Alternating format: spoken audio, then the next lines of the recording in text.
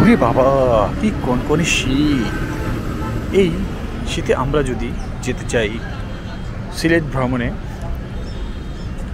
এটা আসলে কেমন হয় সেই কথা ভেবেই আজকে আমরা ওয়েট করছি গাড়ির জন্য। গাড়ি কখন আসবে, কখন যাব, সে একটা আশাবাদী হয়ে আমরা আছি। আজকে ভাই অলরেডি চলে আসছে, আমি তো আসছি, ভিডিওতে দেখাই যাচ্ছে। এরপরে আরেকজনের কিন্তু আবির্ভাব হবে, তার জন্য আমরা বিশাল অপেক্ষায়। তাকে সবাই লেট কাম, সে প্রতি কাজেই লেট করবে, সে কিন্তু অলরেডি চলে এসেছে। এ হচ্ছে আমাদের উমর ফারুক, মাশাআল্লাহ সুদর্শন একজন। তবে আমরা কোন বাসে যাব সেটা কিন্তু আপনাদের দেখাবো। এই হচ্ছে আমাদের বাস, রয়্যাল কোচ। মাশাআল্লাহ, এই কিন্তু সেই লেভেলের ফিলিংসওয়ালা বাস দেখে মনে হচ্ছে।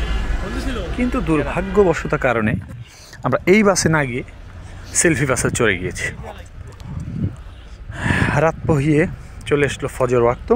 সেটা কিন্তু আমরা সিলেট অলরেডি এসে, যদি আমরা এখান থেকে যেতে চাই চায়ের দেশে, তার আগে এই মসজিদটা পড়ে, এখান থেকে আমরা ফজরের নামাজ শেষ করে সবাই একটু রেস্ট করে এখানকার মুগ্ধ কুয়াশাচ্ছন্ন যে পরিবেশ, তার একটা আবির্ভাব, তার যে আভাস, সেইটা নিয়ে আমাদের যাত্রা শুরু করব ওই চায়ের দেশের উদ্দেশ্যে।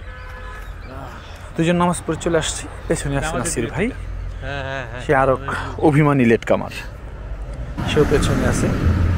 আর উমর ভাই, মাশাআল্লাহ, আর বউ ফোন দিচ্ছে, সে কান থেকে ফোন ছাড়তেই চায় না।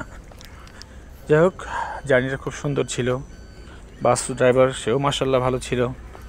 সব কিছু মিলিয়ে মতিউর ভাইও আলহামদুলিল্লাহ ভালো একটা ট্যুরে অ্যারেঞ্জ করেছিল। এখন আমি যেটা আপনাকে দেখাবো, নাসির ভাইকে দেখা যায় এখান থেকে মসজিদের ওইখানে। আর যতটা আমরা শীত ভেবে বাসা থেকে প্রিপারেশন নিয়ে বের হয়েছিলাম, ততটা শীতও সিলেটে পড়ছে না এখনও। ওই দেখেন নাসির ভাইকে দেখা যাচ্ছে, উনি আসলে নামাজ পড়ে মাত্র বের হচ্ছেন। যাই হোক, আমাদের নেক্সট আর অনেক ভিডিও আসবে, সবাই সাথে থাকবেন, দেখবেন। আল্লাহ হাফেজ।